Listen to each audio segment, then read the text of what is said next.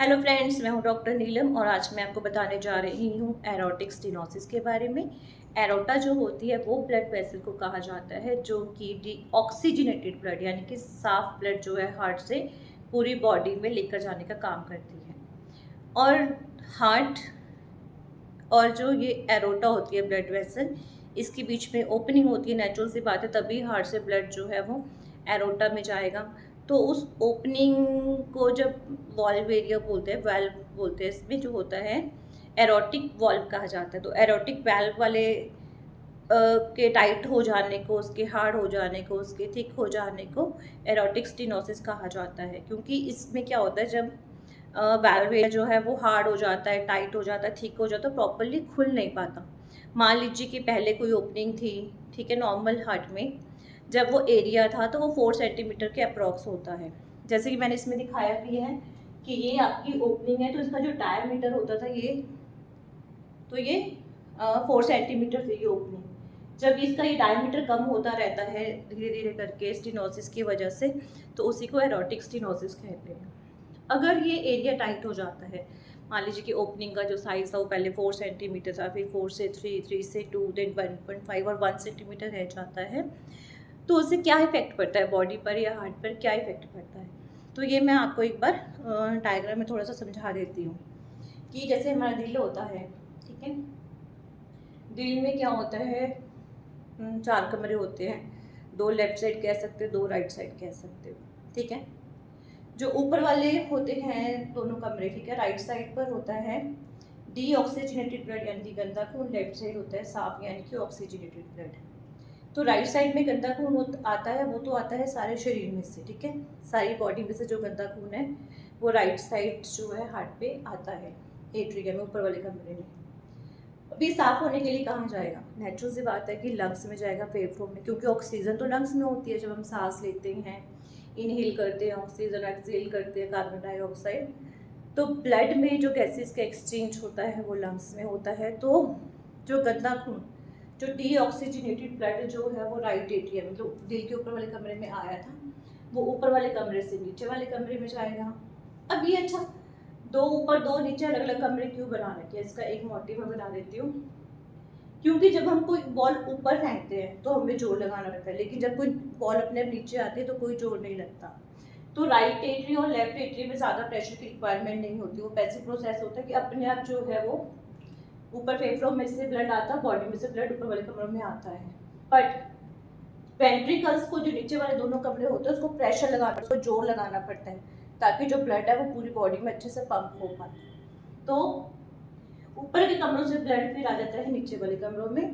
Then right side में गंदा खून होता है तो वो जाता है फेफड़ों में साफ होने के लिए, और लेफ्ट साइड पर जो साफ खून होता है वो जाता है बॉडी में, पूरी बॉडी में सर्कुलेट करता है। बट ये है कि राइट और लेफ्ट साइड, जितनी अमाउंट ब्लड राइट साइड पर आती है उतनी ही लेफ्ट साइड पर आती है। जितनी राइट साइड के कमरों से बाहर निकलती है उतनी ही लेफ्ट साइड के कमरों से बाहर निकलती है। मतलब ये बैलेंस जो है ये हमेशा बना रहता है हेल्दी हार्ट में, ठीक है। और मान लीजिए जैसे एक बार दिल धड़कता है, आपकी एक बार दिल धड़का, एक बार दिल धड़कता है तो ये 70 ml, अगर एक बार दिल धड़कता है तो 70 ml जो ब्लड है वो बाहर निकलता है, और इसमें से भी 70 ml बाहर निकलता है। मतलब दोनों जो है 70 ml ब्लड को ही इजेक्ट करते हैं, सेम अमाउंट को ही करते हैं। तो एक बार दिल की धड़कन होती है तो 70 ml ब्लड जो है दोनों रूम से, इधर से लंग्स में जाता है और इधर से बॉडी में जाता है, सेम अमाउंट ही जाती है।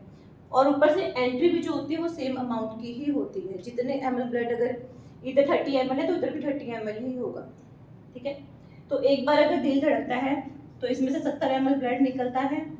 तो एक बार में दिल 72 बार धड़का तो ये 5 लीटर के अप्रॉक्स आपकी अमाउंट होती है। मतलब 1 मिनट में 5 लीटर ब्लड जो है पूरे शरीर में घूम जाता है, और इक्वल अमाउंट एंटर होती है और इक्वल अमाउंट ही यहाँ से निकलती है, सेम अमाउंट मतलब दोनों की, ठीक है। अब आप एक्सरसाइज करते हैं, कोई भी फिजिकल एक्टिविटी करते हैं, कोई स्ट्रेस में है, इमोशंस में है, तब आपके दिल की धड़कन तेज हो जाती है, या आप एक्सरसाइज करते हैं उस टाइम पे ऑक्सीजन की रिक्वायरमेंट ज़्यादा होती है। तो अब ये जो 5 लीटर ब्लड घूम रहा था, तो अब रिक्वायरमेंट ज़्यादा है, शरीर की ज़रूरत ज़्यादा है जब एक्सरसाइज करते हैं, फिजिकल एक्टिविटी करते हैं। तो 5 लीटर की जगह 6 लीटर, 7 लीटर, 8 लीटर डिपेंड करता है एक्टिविटी पे। तब भी जो है सेम ब्लड ही इसमें एंटर होता है और सेम ही जो है हार्ट में से बाहर निकलता है। मतलब नॉर्मल हार्ट जो होता है जिसमें कोई प्रॉब्लम नहीं है, अगर आप एक्स्ट्रा वर्क भी करते हैं तो भी पूरा ब्लड जो है 5 की जगह 6, 6 की जगह 7, 8 लीटर जो है ब्लड सर्कुलेट करता है और कोई भी प्रॉब्लम नहीं होती है। अगर आपका वाल्व एरिया जो है वो टाइट हो गया या टाइट हो रहा है धीरे धीरे करके, तो क्या प्रॉब्लम आती है? तो मेन हम बात करें सिर्फ और सिर्फ लेफ्ट साइड की। तो लेफ्ट साइड से ब्लड जो है पूरी बॉडी में जाता है। ये जो खून की जो ब्लड वेसल है उसको एरोटा कहते हैं और इसकी जो ओपनिंग होती है वो 4 सेंटीमीटर की होती है, ठीक है। अब ये जो 4 सेंटीमीटर का एरिया है, इसमें ये जो वाल्व है ना, ये जो ओपनिंग है, इसमें 3 कस्प होते हैं। जैसे हम कहते हैं ना, कोई दरवाजा 1 पल्ले का होता है, कोई दरवाजा 2 पल्ले का होता है, तो यूं कह सकते हो कि इस ओपनिंग के अंदर 3 कस्प है। 3 कस्प मतलब जैसे मान लीजिए कि ये 3 फिंगर, 1 2, ये 3 थंब, 3 कस्प है ये, तो ऐसे खुलती है ओपनिंग, ठीक है। मान लीजिए कि नॉर्मल है, इतनी खुल रही है नॉर्मल। अब आपका वॉल्व टाइट हो जाएगा तो क्या होगा? तो ये पहले इतनी खुल रही थी और अब आपकी ओपनिंग जो है इतनी ही खुलेगी। अब इतनी ओपनिंग मतलब ये एरिया जो है बीच का डायमीटर जो है ये कम हो जाएगा। जैसे ये 4 सेंटीमीटर था, ठीक है, तो धीरे धीरे कम होते होते ये 4 सेंटीमीटर से 2, फिर 2 से 1। अब इसमें देखो मैंने इसमें लिखा है कि अगर 1.5 सेंटीमीटर है ये ओपनिंग का एरिया तो माइल्ड एरोटिक स्टेनोसिस बोलते हैं। अगर 1 से लेके 1.5 सेंटीमीटर के बीच में है तो मॉडरेट बोलते हैं। अगर 1 सेंटीमीटर से भी कम हो जाती है ओपनिंग तो सीवियर बोलते हैं। अगर 0.6 सेंटीमीटर के अप्रॉक्स ओपनिंग का साइज है तो ये हो जाता है आपका वेरी सीवियर, ठीक है।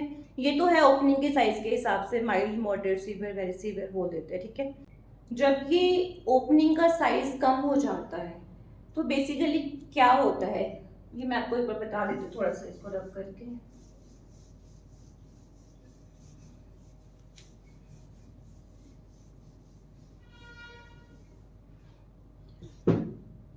क्या ना, जैसे ये होगी एरोटा और ये है 4 सेंटीमीटर की ओपनिंग और ये है हमारा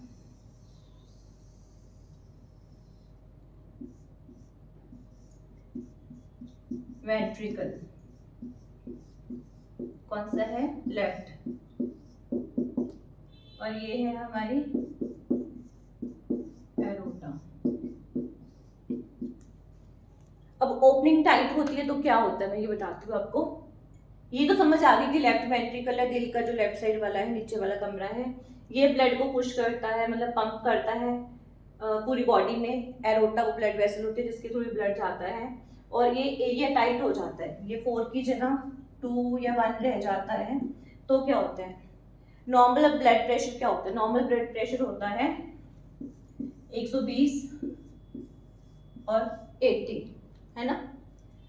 मतलब जब भी हम बीपी चेक करते हैं डॉक्टर तो क्या करते हैं कि नॉर्मल ब्लड प्रेशर आपका 120 और 80 होना चाहिए, मतलब 120 और 80 होना चाहिए। 120 जो है सिस्टोलिक है, ठीक है ना, ये सिस्टोलिक प्रेशर होता है, ये डायस्टोलिक। अब ये सिस्टोलिक का मतलब क्या है? सिस्टोलिक का मतलब होता है कि आपका ये जो दिल वाला कमरा है, जो लेफ्ट वेंट्रिकल है, ये सिकुड़ता है। जब ये सिकुड़ता है, ठीक है, और ये प्रेशर जनरेट करता है 120 का 120 mmHg। जब ये 120 mmHg होगा तो ये जो है ना ब्लड इसमें एरोटा में चला जाएगा और यहाँ पर जो ब्लड प्रेशर आएगा, प्रेशर आएगा, वो आएगा 120। मतलब जब ये लेफ्ट वेंट्रिकल जो दिल का जो लेफ्ट वाला रूम है, जब इसने कॉन्ट्रैक्ट किया, सिकुड़ा, इसकी मांसपेशियों ने कॉन्ट्रैक्शन की, तो जो प्रेशर जनरेट हुआ वो 120 mmHg हुआ और यही प्रेशर जो है एरोटा में जाता है 120 mmHg, जिसको कि हम सिस्टोलिक प्रेशर बोलते हैं। जो हम की बीपी चेक करते हैं और 120 आता है। और ये जब ये ब्लड पंप हो जाता है, ऊपर चला जाता है, ये वॉल्व जो है बंद हो जाते हैं बिल्कुल, तब जो है डायस्टोलिक प्रेशर जो होता है उसको 80 बोलते हैं, ठीक है ना। इसमें क्या होता है कि अब आपका जो ये एरिया है ये 4 सेंटीमीटर की जगह 2 सेंटीमीटर हो गया, ठीक है। मान लो ये आपका रह गया 2 सेंटीमीटर, या यूं कह लो 1 सेंटीमीटर कम हो गया ये आपका एरिया। तो पहले जो मांसपेशियां थी ना दिल की, वो जब सिकुड़ी थी 120 के इस पे, तो सारा का सारा ब्लड जो है, मतलब 70 ml जो नॉर्मल ब्लड 1 हार्ट बीट में निकलता है, तो 70 का 70 ml जो है इसमें चला जाता था। लेकिन अब ये रास्ता हो गया है बंद। बंद मतलब छोटा हो गया, ओपनिंग का डायमीटर कम हो गया, 4 सेंटीमीटर की जगह कम हो गया। अब जो है इसको प्रेशर लगाना पड़ेगा 150, ठीक है। 150 लगाएगा तब जाके ब्लड आगे जो है पुश होगा, सारा का सारा ब्लड जो है पंप होगा। अगर ये ओपनिंग टाइट होती रहेगी तो ये 170 लगाएगा, फिर 200 लगाएगा।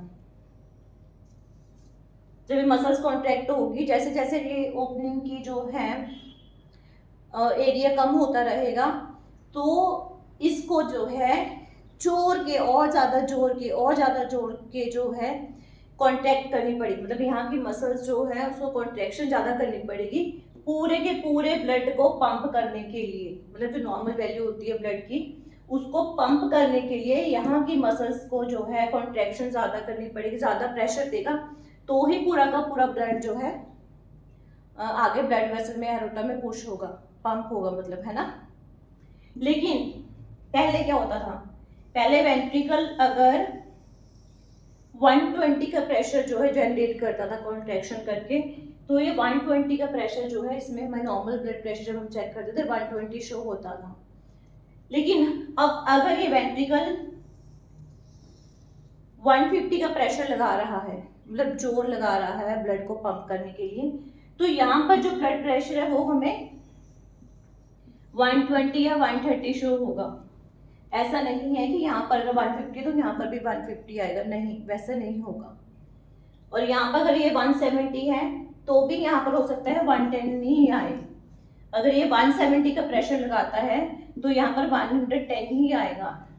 ऐसा नहीं कि ये 170 का प्रेशर लगा रहा है तो इसमें हमें 170 प्रेशर मिलेगा, ऐसा नहीं होता, क्योंकि यहाँ का एरिया जो है वो टाइट हो गया है, छोटा हो गया उसका एरिया, तो यहाँ पर तो प्रेशर ज़्यादा लगाना पड़ रहा है, पर यहाँ पर प्रॉपर जितना प्रेशर यहाँ पर था, यहाँ पर जो उससे कम शो होता है, मतलब उतना प्रेशर जो है एरोटा में नहीं जाता है। तो इसी प्रेशर के अकॉर्डिंग कि वेंट्रिकल कितना प्रेशर लगा रहा है, कितनी कॉन्ट्रैक्शन कर रहा है, और उसके अकॉर्डिंग एरोटा में कितना प्रेशर आता है, ठीक है, मतलब जनरेट हो रहा है पूरी बॉडी में, तो उसके अकॉर्डिंग भी एरोटिक स्टेनोसिस को माइल्ड, मॉडरेट, सीवियर और वेरी सीवियर बोला जाता है। मतलब कि अगर ये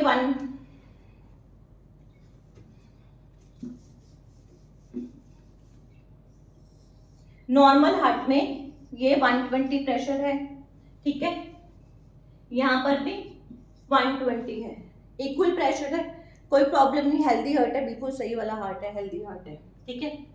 अब क्या हो जाएगा, ये लगाएगा, ये एरिया का कम हो गया, 1 सेंटीमीटर के अप्रॉक्स रह गया।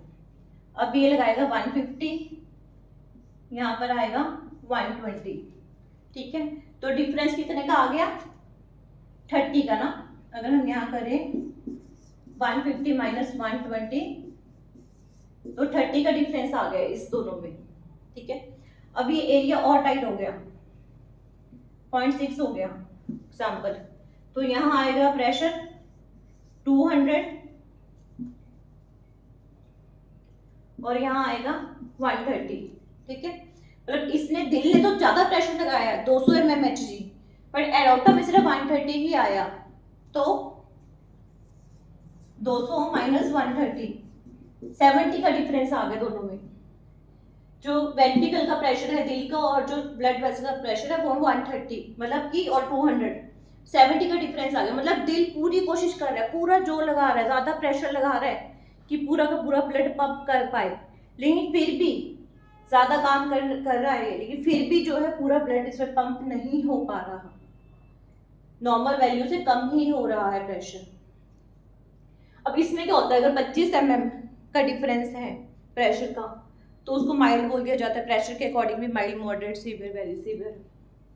25 to 40 है तो उसको भी मॉडरेट, अगर 40 से ज़्यादा के प्रेशर का डिफरेंस है तो सीवियर, और अगर 70 से ज़्यादा का डिफरेंस है प्रेशर में तो इसको वेरी सीवियर बोल दिया जाता है। ठीक है, अब इसमें नेक्स्ट पॉइंट क्या है, नेक्स्ट पॉइंट है कि दिल की मांसपेशियां जो है वो जोर जोर के सिकुड़ रही हैं, प्रेशर जनरेट कर रही हैं ब्लड को पंप करने के लिए नॉर्मल से ज़्यादा।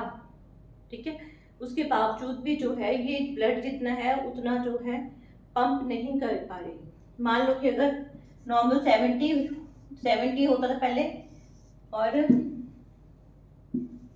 यहाँ पर भी 70 था, अब क्या हो रहा है, अब अगर मान लो कि यहाँ 70 है तो यहाँ 30 या 40, मतलब इजेक्शन फ्रैक्शन जो दिल की पंपिंग है अगर उसको देखें तो वो कम होनी स्टार्ट हो गई है, जितना ब्लड इसमें आ रहा है उतना वो हार्ट पंप नहीं कर पा रहा।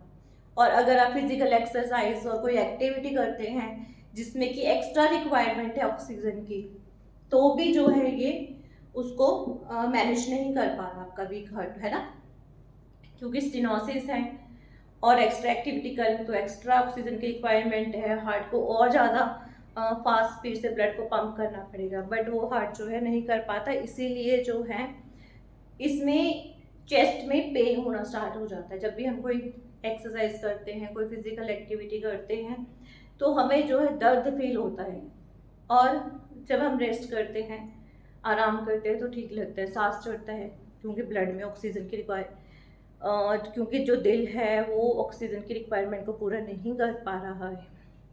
इसके अलावा आपने देखा है क्योंकि दिल तो प्रेशर लगा रहा है जोर कॉन्ट्रैक्ट करके, बट वो प्रेशर आगे एरोटा में उतना जो है नहीं आ रहा, तो क्या होगा, तो बीपी जो है वो धीरे धीरे धीरे करके जैसे जैसे प्रॉब्लम इंक्रीज होगी, जैसे जैसे स्टेनोसिस इंक्रीज होगी या कोई वर्कलोड एक्स्ट्रा पड़ेगा, तो क्या है कि बीपी जो है वो धीरे धीरे करके आपका बॉडी का कम होगा। और बीपी कम होता है तो नेचुरल सी बात है कि जब हम बैठ के खड़े होते हैं हमें चक्कर से फील आता है, हमें लगता है थोड़ी देर बैठ जाए, तो सिनकोप जिसको कहते हैं कि चक्कर से आते, वीकनेस की वजह से हम खड़े नहीं हो पाते, तो वो चीज़ जो है इसमें फील होती है। पर मैं पहले आपको ये बता दूं कि जैसे मसल्स हैं अभी कॉन्ट्रैक्शन ज़्यादा हो रही है तो क्या होगा, ये जो है ना इसकी जो लेयर है ये जो मसल की लेयर है, मान लो ये मांसपेशियां हैं, ये जो लेयर है ना मोटी हो जाएगी, ये जो है एग्जांपल ले लो, ये मोटी हो गई लेयर, फिर और ज्यादा दिल पे ऊपर प्रेशर पड़ेगा तो ये और मोटी हो गई, उसके बाद फिर और ज्यादा प्रेशर दिल के ऊपर पड़ा, फिर स्टेनोसिस हुई, ब्लड नहीं पंप कर पाया।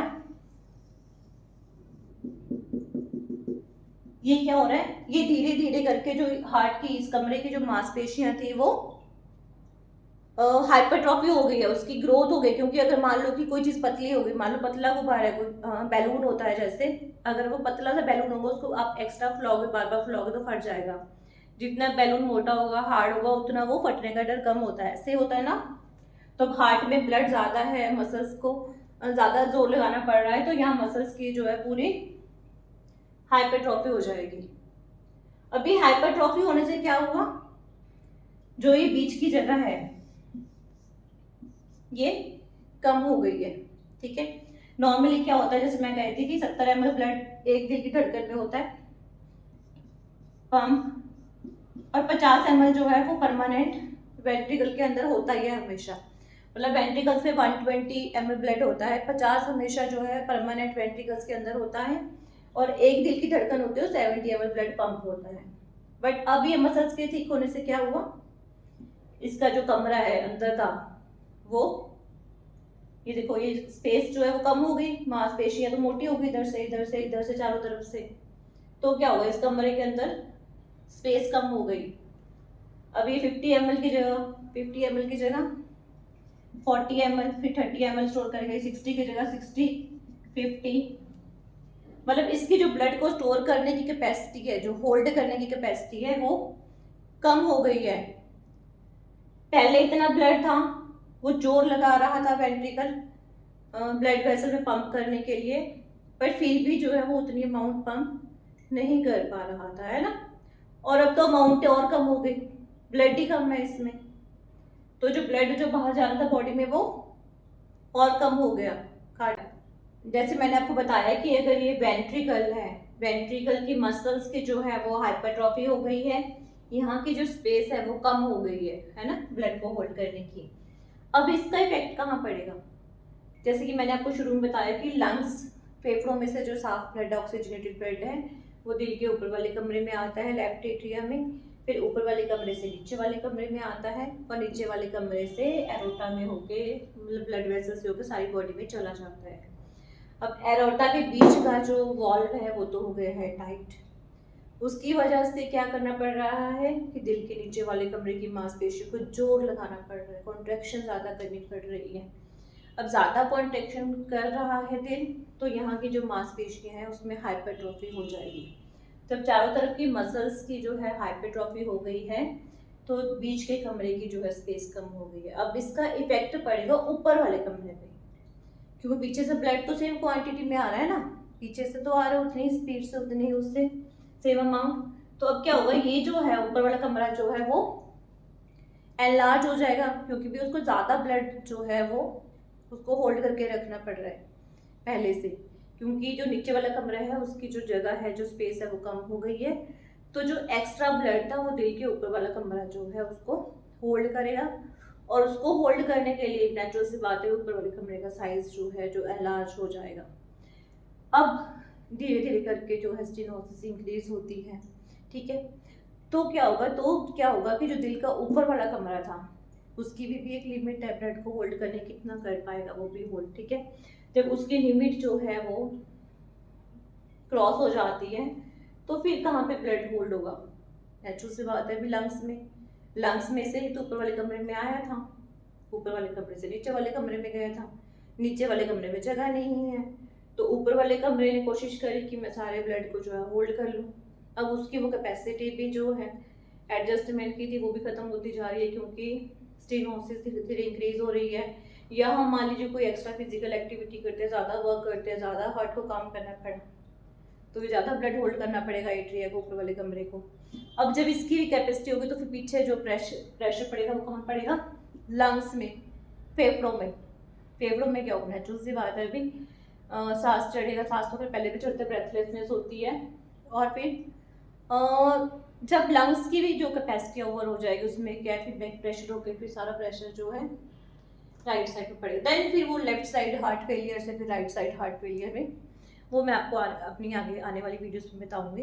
एक बार जनरली मैं आपको समझा दिया कि एरोटा में वाल्व एरिया जो है वो टाइट हो जाता है, तो उसकी वजह से क्या इफेक्ट पड़ता है, दिल की मांसपेशियों को ज़्यादा जोर लगाना पड़ता है, और ब्लड तो 5 लीटर जो है, मतलब नॉर्मल हार्ट में क्या होता है 5 लीटर आता है, 5 लीटर निकलता है, बट इसमें ऐसा नहीं है। अगर 5 लीटर आता है दिल में तो निकलता सिर्फ 4 लीटर, 4.5 लीटर, 3 लीटर, मतलब डिपेंड करता है कितने स्टेनोसिस और कितना आपका हार्ट वीक है, ठीक है।